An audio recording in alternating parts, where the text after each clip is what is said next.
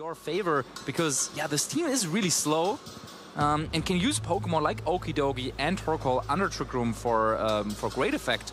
But yeah, I really have to wonder if either player has seen anything like what they're going up against now here in this point.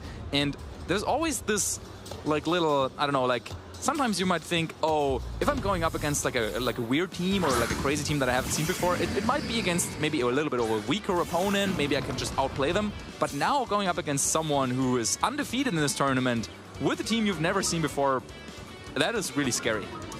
Well, speaking of scary, we've got Chi-Yu on the field threatening big double super effective Dark-type damage into Daniel's Lunala here. Incineroar providing a fake out right now. It could flinch any Pokemon of its choice, but with Landorus here as well, that's threatening down the Incineroar. It's unintimidated. It's a special attacker here. I feel like Lunala's got to be fearing this Chi-Yu. Yeah, we have no White Guard and also no Protect on this Lunala, so Incineroar probably wants to go for a Fake Out to keep the Lunala safe, and then we have the Shadow Shield to soak up some damage. Fake Out coming out on the Landorus, and it's a big Snarl. Even with that Shadow Shield, still doing almost half to the Lunala. Yeah, and now Lunala's going to have its special attack mitigated to boot. One more Snarl will be easily enough to secure the health part of that Lunala, but setting up the Trick Room so that in future turns the Lunala can move more swiftly. Yeah, that's going to help Daniel for sure. Incineroar and Lunala should now both be able to outspeed Chi-Yu and Landorus on the other side of the field. So now it's a little bit, yeah, turned the dimensions and also turned the kind of like pressure situation, because if Lunala and Incineroar decide to double up on either Pokemon, either the Chi-Yu or Landorus, that should be enough for a knockout. So, yeah, Xavier might want to play defensive here. You could try switch in Zacian into a potential Meteor Beam. That would be able to take that quite nicely. Or you might just want to go for a couple of Protects to stall out a turn of Trick Room.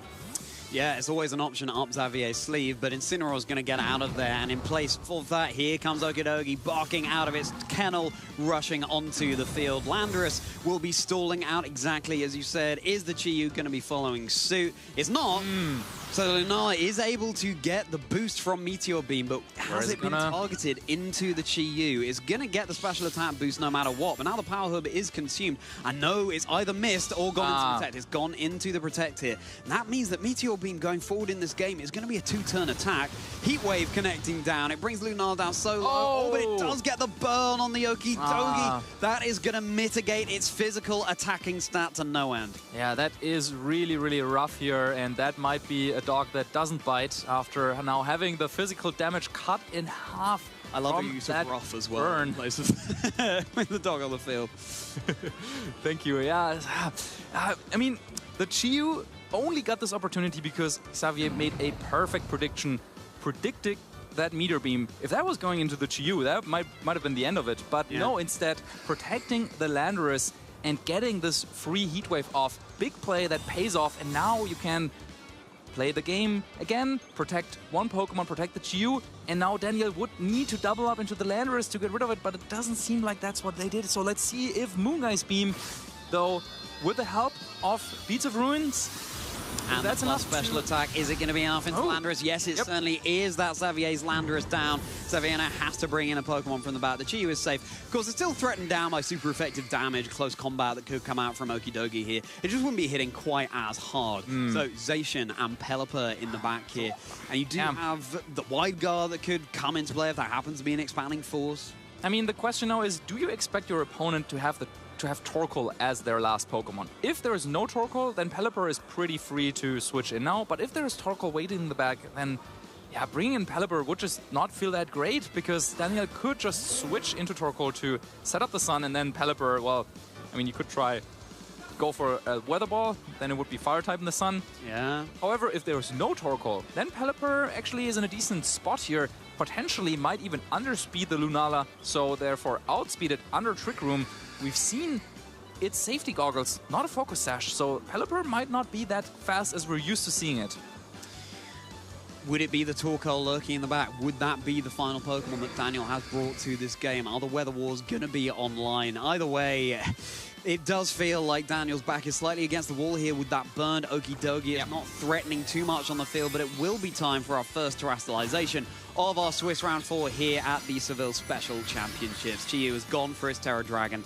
It's now going to be taking neutral damage from the close combat coming out from the Okie Dokie, if that is what Daniel opted for, that Pokemon. There it is, yeah, close combat into Chiyu, and look at that, Chiyu is still in the green of its HP here, as Okie Dokie is just softening itself up, ready for another blow. Okay, so that's going to be the Weather Ball now into the Lunala. That will be enough to secure the knockout. That's going to be the restricted down for Daniel. Yeah, that's really big for this Pelipper. So, yeah, again, if this was just the regular Focus Sash variant, then Lunala might have been able to move before here and potentially gotten a knockout on the Pelipper. Well, with a Focus Sash, not a knockout, but then, yeah, you could have doubled up, you know. But instead, no. Just gets knocked out there. And Incineroar coming in, that tells me that it's not the Torkoal as the last Pokemon for Daniel. Yeah, well, I mean, remains to be seen, but Incineroar has just hit the field, providing a fake out now. And of course, we know that for Xavier, the restricted Pokemon of choice is Zacian that is lurking in the back. You want to get rid of this Incineroar as soon as you can. Those Intimidates are so pesky for that Pokemon. So maybe you're faking out the Pelipper here. The Chiyu can't do too much into the Incineroar.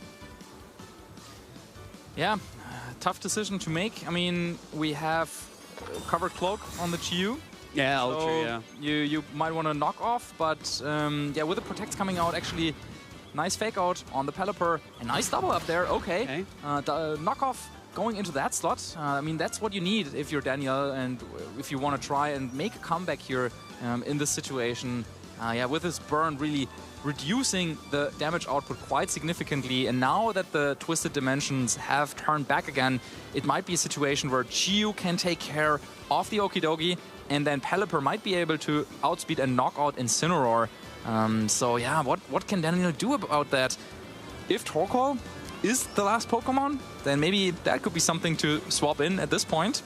But yeah, without the Lunala, the question would be, like, where would the damage even come from at this point? Exactly.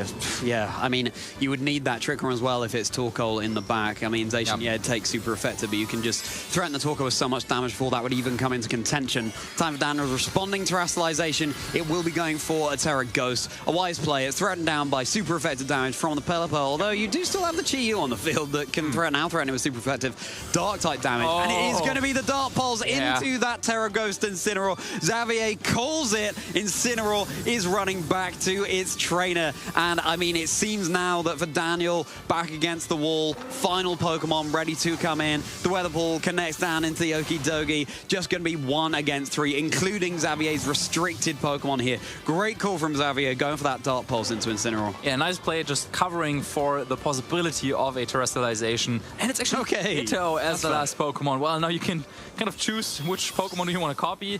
The Chiyu, well, you don't copy the Terrestrialization, so then you have a Fire-type Chiyu against the Pelipper. That's not what you want.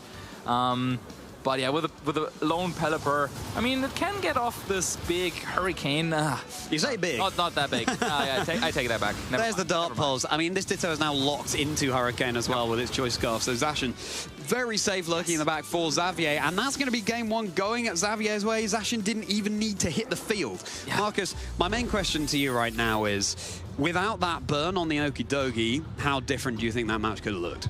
So the thing is that Trick Room, of course, only lasts for a couple of turns. So under these few turns that you have, you really want to make the most out of them. And with the burn, it meant that, well, not completely out of the blue, but like suddenly the offensive pressure coming out from Daniel was like close to 0, or well, it was halved. And that means that each and every turn on the Trick Room was like way less effective. And so, yeah, without the burn, I guess you could have maybe knocked out the Chiyu a little bit earlier, though we did see that with the Terrestrialization, the close combat didn't even do half. So that means that without the burn, through the Terrestrialization, close combat doesn't KO.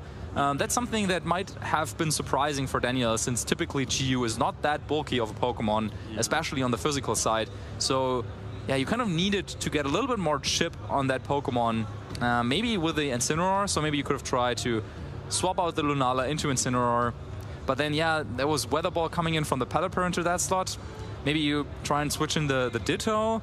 Yeah, it is quite tough actually, because this Pelipper really messed up with the dynamics under Trick Room as well. So it wasn't only the burn that meant that Xavier could win this game, but yeah, I think the Pelipper definitely being so slow, underspeeding the Lunala, therefore outspeeding it in Trick Room, and with Weather Ball having a really good tool against the Pokemon that Daniel brought, hitting the Incineroar for super effective, hitting the Lunala for a lot. Also, Pelipper is threatening the Okidogi, and I think that Daniel might want to bring the Torkoal out in the second battle. Well, we'll have to see. We've got our leads on the field trainers in this game too. If Xavier wins this, we'll claim Swiss round 4. If Daniel wins, we'll be going to a game 3. Locking in these moves fairly swiftly. Fake out connecting down into Xavier's Landorus. Yeah, safe fake out coming out, and another Snarl. Yep. No terrestrializations, and once again this Lunala will have the special attack lowered by 1 stage, making it not as effective as a sweeper under Trick Room, but it goes for the Meteor Beam right away. Okay, let's see, where is it targeted though? This is another thing that didn't work out so well for Daniel in the previous game, just using that power hub for nothing essentially. But is it connecting into the Chi-Yu this time? It looks like it, and it's going to be actually connecting. Chi-Yu does not down and out immediately. It's down to 16 HP. Clearly Xavier's Chi-Yu has been trained to be able to take that. Yeah, in a very specific way, both on the physical and the special side of things. Taking that close combat pretty nicely in game 1, now taking that Meteor Beam. Of course, the -1 here from the Snarl certainly helps. But now that's a position that Daniel had to avoid at all costs, because now you have Landorus that can take care of the Incineroar. You have Chi-Yu that can take care of the Lunala. There is no protects on Daniel's side. So this is going to be a huge damage turn for Xavier, I think. A really interesting Ditto coming in, copying the Landorus. So if there's an Earth Power headed that direction, given that the Incineroar was there, it's not going to be doing anything. But no, it is going into Lunala. Good call. And it is going to be enough to secure the knockout too. Life Orb with Sheer Force on the Landorus, stacking up so nicely, boosting the power at the expense of no HP in return. Wow. Sheer Force, and that's Dark Pulse going into the Ditto. It's brought down so low already. If there's one saving grace here for Daniel, is that the Landorus that is actually a Ditto over on Daniel's side of the field will be acting pretty swiftly, given it's got that Choice Scarf. Yeah, there are some battles where you're like in a little bit of a bad position, and you try to like play out of it, but then your opponent like makes a read, and like a bad position goes into a worse. And I think this is what we saw happen here. Xavier making the read, going for the Dark Pulse, doing a ton of damage to that Ditto, and now can go for double protect, scout out which move does the Ditto that now transformed into Landorus want to lock into, and it looks like it is a fake out, first of all. Yeah, blocking the fake out too, really nice. And what will it have been? That looks like a sludge bomb to me going into the Chi-Yu's direction. But yeah, Daniel not only down to just 3 versus Xavier's 4, but losing the restricted Pokemon here as well. It's pretty rough, as you said in that previous game, as unconfirmed as of yet whether it's Okidogi lurking in the back. But Xavier having a massive advantage here. I wonder if we'll actually see Zacian at all in this game. Yeah, playing a little bit at a different pace now with no Trick Room. Now the Ditto can use the Choice Scarf to actually, outspeed and do something. Yeah. But you wouldn't need to terrestrialize the Incineroar this turn to even make it there, because Landorus over on Xavier's side, if it just goes for an Earth Power there, I think that could already be curtains. Daniel switching out, bringing out the Torkoal, but that's another Pokemon you don't want to have against the Landorus Eye. Yeah, it certainly isn't, especially without that Trick Room set up. Daniel really needs to get that going, but the Chi was so threatening on the field. You see a Chi-Yu and your back's against the wall if you have the Lunala. Also, it's Terra Grass on Daniel's Lunala, so you cannot terrestrialize away from a weakness to Chi-Yu in any shape or form. There's the Earth Power. Incineroar, goodbye. Zacian has had the way paved for it now. Although, to be fair, it can only hit this Torkoal with not very effective damage. But now, actually, I think this is exactly what Daniel needed, because now you get to bring in the Ditto, you get to copy the Zacian that is already at +1. You also then get to copy the ability Intrepid Sword, and you get another boost to the attack state. So now this Ditto is at +2 attack and has the Choice Scarf to outpace anything. So I mean, Torkoal would need to do a lot. Yeah. But at least you finally you have your you copied the Zacian successfully. At least that is something that you can like check off on your box. Exactly. That's your bingo card there. That's going to be Xavier's own Zacian going for the protect. Yeah, don't be fooled, trainers. What looks like a Zacian over on Daniel's side is in fact a Ditto, copying whatever Pokemon it's in front of. Just scouting out to see what these Pokemon are thinking. Tugs it down into the Landorus there, possibly a Behemoth Blade, unconfirmed. And Torkoal going for, trying to work out what that move would have been. Maybe an Eruption.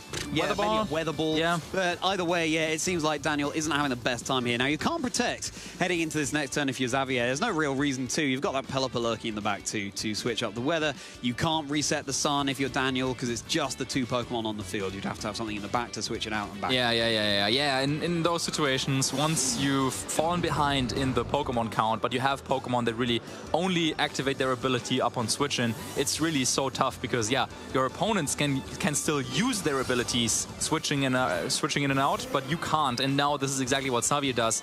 Resets the rain, overrides the weather from Torkoal, and also goes for a terrestrialization, as it seems. No, that's the Torkoal actually wanting to power up its eruption, but I have bad news for the Torkoal. It does have the charcoal as well, so I mean, rain, go away, come again another day. Not quite the case here. It's Play Rough tucked into Bell. That's going to be the one shot, but that rain is sticking around on the field. Drizzles here in Seville. Same could not be said for the weather outside. Behemoth Blade is Ditto, very low HP, neutral damage. That's going to be Ditto down. It's Torkoal. You've terrestrialized it, but you've got Landorus ready to come in. Well, let's see if this is enough to knock out that Zacian, though. I mean, it's full HP. I was speaking too soon. It's a single target eruption. It's in the rain. Zacian okay, 16 HP. 16 seems to be the lucky number for Xavier. That's the amount of HP Chi-Yu survived on at the beginning of the game too. Yeah, but now Landorus. Here comes Landorus, and that should be the end of that game. You can go for Earth Power. You could even go for Sensier Storm as the rain is set up, and it's a single target move, but yeah, it doesn't really matter at this point. Torkoal, I think it was a nice idea to go for the Torkoal, but if you want to use Torkoal to its best potential, then you really need the Trick Room, and we didn't see that, so Xavier wins the game. And it's going to be Xavier claiming the game.